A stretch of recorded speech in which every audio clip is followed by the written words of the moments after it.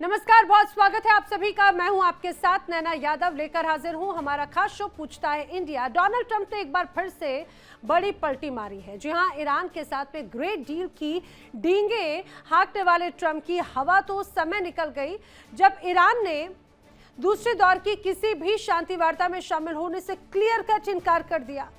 लिहाजा JD Vance की इस्लामाबाद वाली जो फ्लाइट है वो उड़ान भरने से पहले ही यूएस में क्रैश हो गई। एक तरह से माफ कीजिए, लैंड कर गई, इसे इस रूप में समझिए। दरअसल क्रैश हुए हैं अमेरिका के पूरी तरह से उम्मीदें और उसकी जो मंशाएं थी वो। उधर ट्रंप लगातार ईरान के खिलाफ जुबानी मिसाइल चला रहे थे। उन्हें लग रहा था कि ईरान डर जाएगा, दौड़ा भागा उनकी दलीलों के पास, उनके दलालों के पास पहुंच जाएगा, लेकिन ऐसा कुछ हुआ नहीं। ईरान ने हर बार की तरह इस बार भी ट्रंप की धमकियों की कोई परवाह नहीं की, बल्कि चेतावनी दे डाली कि किसी भी हमले पर करारा पलटवार होगा। अब ऐसे में लग रहा था कि सीजफायर की समय सीमा खत्म होगी और फिर से जंग के शोले भड़क उठेंगे, लेकिन मंगलवार को ट्रंप ने अपनी फितरत के अनुरूप कुछ और ही ऐलान कर डाला। आखिर ट्रंप ने क्या बड़ा ऐलान किया है? ट्रंप के इस नए नाटक की इनसाइड स्टोरी क्या है, बताएंगे आपको विस्तार से। आधी हकीकत आधा फसाना, कहता है पलटी मार सारा जमाना। अब किसकी बात कर रहे हैं ये तो आप बखूबी समझ गए होंगे। अमेरिका के राष्ट्रपति डोनाल्ड ट्रंप, जो हमेशा अपनी फितरत को दिखा देते हैं। अब मंगलवार को एक ऐसा फैसला उन्होंने लिया जिसने ये साबित कर दिया कि उनसे बड़ा पलटीमार तो इस पूरी दुनिया में, ब्रह्मांड में कोई है ही नहीं। अपनी जुबान से कभी शोले भड़काते हैं ट्रंप, एकदम शांति की मूर्ति बन जाते हैं कभी ट्रंप, और इस बार भी वैसे ही उन्होंने किया। दरअसल डोनाल्ड ट्रंप ने मंगलवार को ईरान के साथ में जारी सीजफायर को बढ़ाने का ऐलान कर दिया। ट्रंप के अनुसार उन्होंने ये बड़ा और एक तरफा कदम ईरान को बातचीत के लिए प्रस्ताव तैयार करने के उद्देश्य से उठाया। सीजफायर बढ़ाने की जानकारी ट्रंप ने अपने आधिकारिक ट्रुथ सोशल मीडिया पर दी और ट्रंप ने यह भी कहा कि उन्होंने ये फैसला दरअसल पाकिस्तान के सेना प्रमुख आसिम मुनीर और पाकिस्तान के पीएम शहबाज शरीफ के अनुरोधों के बाद में किया। अब डोनाल्ड ट्रंप ने इसमें यह भी जोड़ दिया कि ईरान की जो सरकार है वो गंभीर रूप से विभाजित प्रतीत हो रही है, यानी कि टूटी हुई नजर आ रही है और स्पष्ट रुख अपनाने के लिए उन्हें समय चाहिए। डोनाल्ड ट्रंप ने जहां सीजफायर बढ़ाने का ऐलान किया तो साथ ही साथ ईरान को इशारों में चेतावनी भी दे डाली। ट्रंप ने आगे लिखा है कि भाई, अपनी सेना को नाकाबंदी जारी रखने के लिए और अन्य सभी मामलों में तैयार और सक्षम रहने के उन्होंने निर्देश दिए हुए हैं और इसीलिए युद्ध विराम को तब तक बढ़ाया जाएगा जब तक उनका प्रस्ताव प्रस्तुत नहीं किया जाता और बातचीत किसी भी तरह से समाप्त नहीं हो जाती। ट्रंप का सीजफायर बढ़ाए जाने का फैसला, जिस पर ईरान ने किया है रिएक्शन, और इस मुद्दे पर ईरानी संसद के स्पीकर के सलाहकार ने तीखी प्रतिक्रियाएं दी। मेहदी मोहम्मदी, उनकी तरफ से आरोप लगाए गए कि ये जो सीजफायर है, ये एक्सटेंशन सीजफायर दरअसल एक चाल मात्र है और कुछ नहीं, जिसका उद्देश्य अचानक से हमले करना, उसके लिए टाइम बाय करना, और इसीलिए ईरान को अब खुद पहल करनी चाहिए। उन्होंने ये भी कहा कि नाकेबंदी किसी बमबारी से कम नहीं है, इसका जवाब सैन्य कार्रवाई से ही दिया जाना चाहिए। उन्होंने ये भी साफ साफ कहा कि सीजफायर एक्सटेंशन का कोई मतलब नहीं और हारने वाला पक्ष शर्तें नहीं थोप सकता। अब समझिए, वैसे तो ट्रंप कब क्या बोल जाएं, कब क्या कर जाएं, वो खुद भी नहीं जानते। हाँ, लेकिन सवाल ये जरूर है कि जो ट्रंप अपने इस फैसले के चंद घंटों पहले तक ईरान पर फिर से बमबारी की बातें कर रहे थे, बड़े हमले की बात कर रहे थे, अचानक से यू टर्न ले लिया गया। आखिर क्यों? एक बात समझ लीजिए कि ट्रंप भले ही पलटी मार हैं, लेकिन इस फैसले के पीछे कोई फितूर नहीं है, बल्कि उनकी मजबूरी या फिर एक चाल, जिसकी आशंका ईरान लगातार जता रहा है। ट्रंप का ये जो यू टर्न है, उससे एक बात तो बिल्कुल साफ है कि ट्रंप वास्तव में ईरान पर फिर से हमला शुरू करना ही नहीं चाहते। ट्रंप का सीजफायर वाला ऐलान कई बातों पर से पर्दा एक तरह से उठा देता है। डोनाल्ड ट्रंप ने जो पोस्ट किया उससे एक बात तो स्पष्ट नजर आती है कि फिलहाल ट्रंप को ईरान के रुख के बारे में कुछ भी पता नहीं है। भले ही ट्रंप ने अपने पाकिस्तानी जमहूरों को ईरान को मनाने के काम पर लगा दिया, लेकिन वो फेल नजर आ रहे हैं। जिस तरह जंग के पहले फेज में यूएस को करारा जवाब मिला, उससे ट्रंप हतोत्साहित हैं और फिलहाल ईरान की तैयारियों से ऐसा लग रहा है कि पूरी तरह से वो अनजान भी हैं। ईरान में सत्ता परिवर्तन का दावा करने वाले ट्रंप को ये तक पता नहीं कि ईरान सरकार में फैसले आखिर ले कौन रहा है। आखिर ईरान किन प्रस्तावों पर समझौता करने के लिए तैयार है। अमेरिकी सियासत में जिस तरह से ट्रंप को घेरा जा रहा है और तेल की कीमतें जिस तरह से बढ़ रही हैं, उस माहौल में ट्रंप खुद को महायुद्ध 2.0 की आग में झोंकना नहीं चाहते। एक और बात बहुत ही ध्यान देने लायक है कि ट्रंप ने सीज फायर बढ़ाने के ऐलान में कोई समय सीमा नहीं दी, जो ये स्पष्ट बताता है कि ट्रंप भले ही जुबान से हमले कर रहे हो, लेकिन उनका रुख लचीला बना हुआ है। हालांकि ईरानी बंदरगाहों पर नाकेबंदी अभी भी जारी है और ईरान इसे जंग ही मान रहा है। हो सकता है कि यही स्थिति बनी रही तो आगे भी बातचीत की राह मुश्किल होती नजर आएगी। अब पिछले 2 हफ्तों में ये दूसरी बार है जब ट्रंप ने युद्ध को बढ़ाने की धमकी से पीछे हटने का कदम उठाया। इससे ये संकेत मिलता है कि ट्रंप अब इस जंग को धीरे धीरे खत्म करने में अपनी भलाई देख रहे हैं। अब बात तो यही सवाल खड़े हो जाते हैं कि जिस तरह से एक बार फिर से सीज फायर की बात कही गई, सीज फायर बढ़ाने के पीछे क्या कोई बड़ा खेल है। साथ ही साथ बड़ा सवाल यह भी कि ट्रंप की मजबूरियों का फायदा क्या अब ईरान उठा रहा है। जंग खत्म होने में ही क्या अब ट्रंप अपनी भलाई देख रहे हैं। ये वो तमाम सवाल हैं, जानने की कोशिश करेंगे। खास मेहमानों का पैनल मेरे साथ कनेक्ट हो रहा है, जल्दी से आपको उनसे मिलवा देती हूँ। मेरे साथ पूर्व राजदूत डॉक्टर मोहम्मद अमीन कनेक्ट हो रहे हैं, रक्षा विशेषज्ञ retired major Mohan Kumar ji connect हो रहे हैं। मेरे साथ डॉक्टर अभिजीत सिंह बतौर रक्षा विशेषज्ञ, माफ कीजिए अजिताभ सिंह जी मेरे साथ में कनेक्ट हो रहे हैं।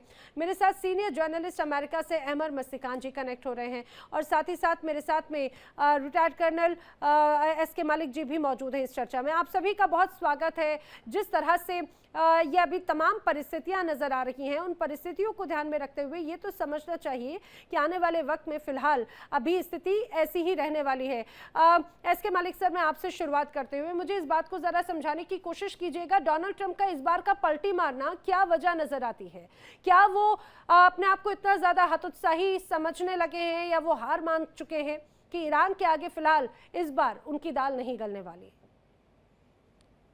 नैना जी, सभी दर्शकों को मेरा सादर प्रणाम। और इससे पहले कि मैं अपनी बात बढ़ाऊं, मेरी आज चूंकि हमारे जो लास्ट 1 साल पहले 22 अप्रैल पहलगांव में जो अटैक हुआ था, उनके सभी परिवारों को मेरी भावभीनी श्रद्धांजलि, बहुत बहुत नमस्कार। नैना जी, आज की जो स्थिति है और ये पूरे ऑपरेशन की और जो ये अनकंडीशनल एक्सटेंड किया गया है सीज फायर को, ये देखिए एक चीज सुनिए। अभी ये बात सही है कि हतोत्साहित फील कर रहे हैं ट्रंप साहब। ट्रंप साहब को ऐसी कोई लीड नहीं मिल रही है कि जिससे अपना वो फेस सेविंग करके आगे बढ़ सके। अभी उन्होंने बहाना क्या बनाया, हम सबको मालूम है कि जी मुनीर साहब और शहबाज साहब की रिक्वेस्ट पे मैंने ये कहा। देखिए किस आदमी का, जिनका कोई रिलेबिलिटी नहीं है, जो खुद आतंकवाद को जनरेट करते हैं, जैसा कि मैं अभी कहा पहलगांव आज हमें बहुत याद आ रहा है। पहलगांव के जो जनक हैं, उनके कहने पर ट्रंप साहब अपनी बात को आगे बढ़ा रहे हैं और उनके बेसिस पर पूरी दुनिया के लिए जो एक नासूर बन गया है, जो एक युद्ध, उस युद्ध की वो एक तरह से आगे की रूपरेखा तय कर रहे हैं। इसी साल उन्होंने बढ़ाया है।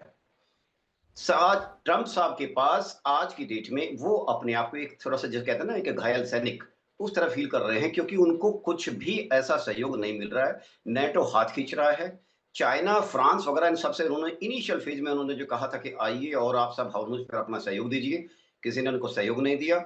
उन्होंने हर किसी से उम्मीद की, अल्टीमेटली आकर उन्होंने हॉर्मुज का जो काउंटर जो घेरा डाला है, वो बाहर जो अरब सागर में सुना है, अब हिंद महासागर में उनकी रीच बढ़ रही है और उन्होंने एक और ईरानियन जो वेसल है उसको जब्त किया है, उसको पकड़ लिया है।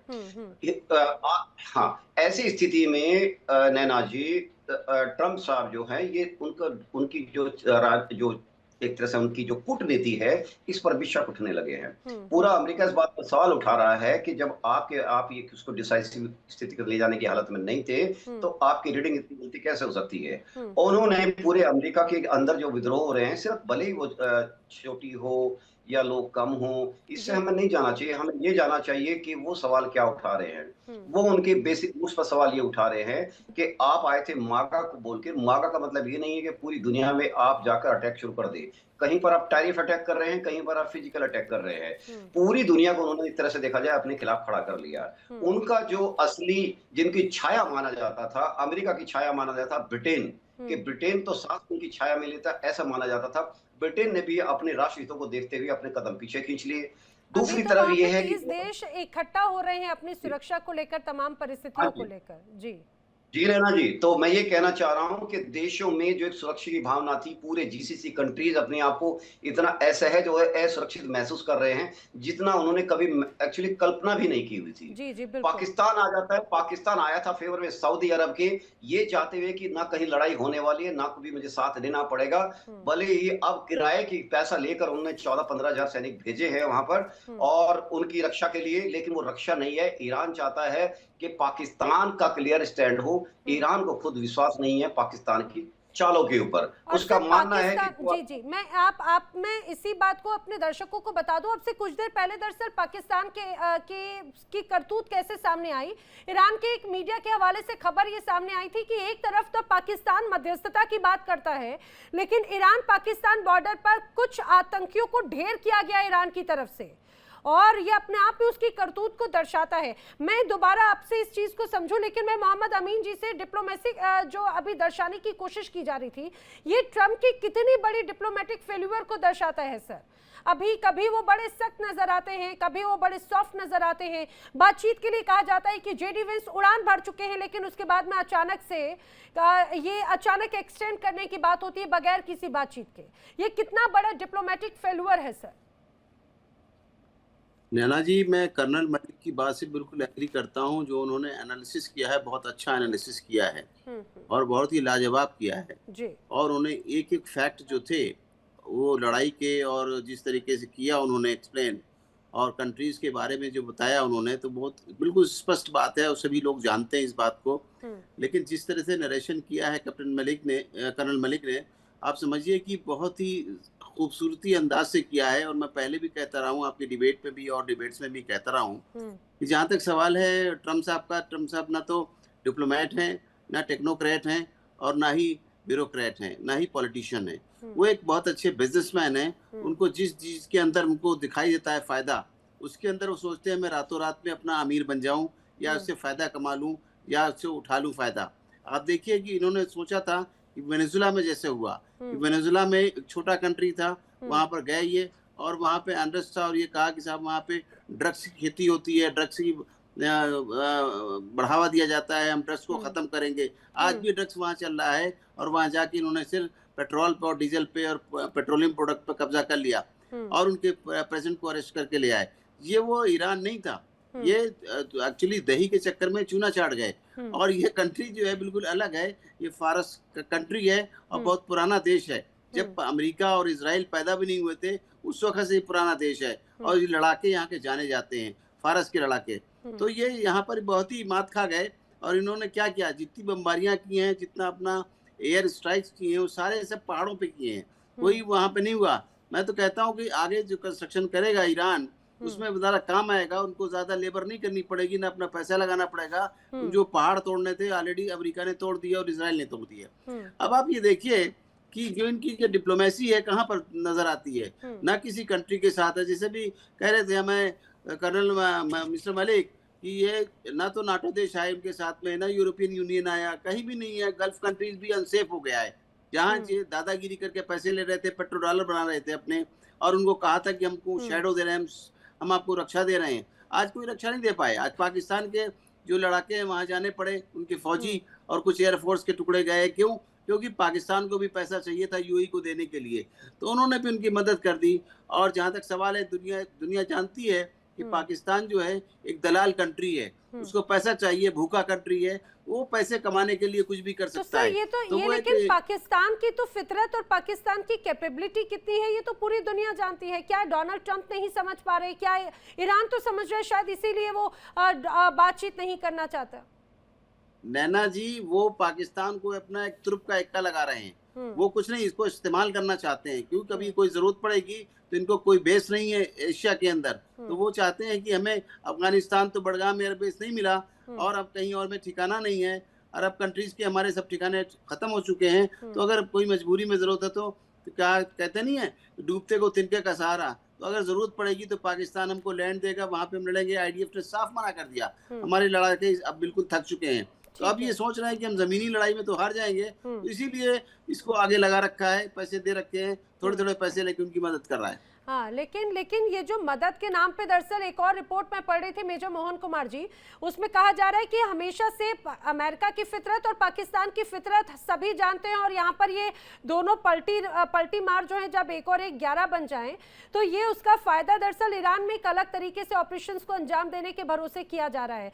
अब कई रिपोर्ट्स तो ये भी दावा कर रही हैं, एक तरफ बातचीत का दौर, दूसरी तरफ पाकिस्तान की बॉर्डर पे ईरान के साथ में जो कुछ आतंकियों को ढेर करने की बात कही गई, उसमें ये दावा किया जा रहा है कि यही तो एक तरह से प्लानिंग है ईरान के अंदर, जब अगर ईरान की सीमा पर कुछ ऐसे मिस एडवेंचर नहीं कर पाए तो अंदर आतंकी वारदातों को अंजाम दिया जा सके और अपने डर्टी वर्क के लिए पाकिस्तान का इस्तेमाल किया जा सके। क्या इस तरह की रणनीतियों की संभावना है सर?